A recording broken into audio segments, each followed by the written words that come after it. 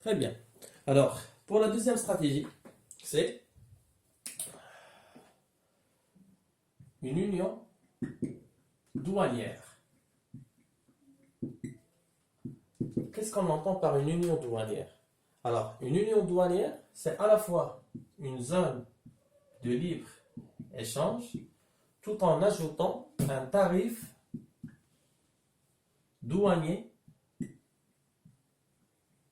qui est unique. Et comment ça? Très bien. Alors, je donne l'exemple. Nous avons toujours un pays A et nous avons notre pays B qui ont déjà une relation de libre-échange, c'est-à-dire qu'ils peuvent effectuer les opérations d'exportation et d'importation de biens et services sans qu'il y ait des obstacles tarifaires et non tarifaires. C'est-à-dire que ça, c'est la partie qui est relative à la zone de libre-échange.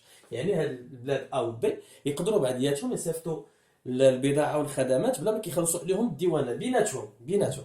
Alors maintenant, il بغى le pays A ou le pays B يديروا des échanges مع le pays C. Alors qu'est-ce qu'ils vont appliquer comme tarif douanier?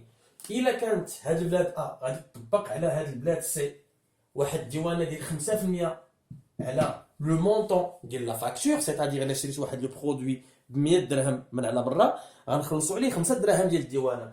حتى le pays B va appliquer la même chose relative aux droits de douane, c'est-à-dire que les droits de douane relatifs les échanges avec les autres pays qui ne font pas partie من هاد la zone de libre-échange غادي نطبقوا عليهم le même tarif douanier. Alors هنا كنتسمى un tarif douanier qui est unique parce que ici on a appliqué 5% وحتى هاد le pays B اللي بغى يدير les échanges مع le pays C غادي يخلصوا 5% ديال الديوانه. Et c'est la même chose qui est valable pour le pays A. Alors هنا كندويو على une union douanière ملي كتكون عندي la zone de libre-échange وكتكون عندي plus un tarif douanier unique avec les autres pays اللي ما مسينينش معاهم حنايا l'accord de libre-échange.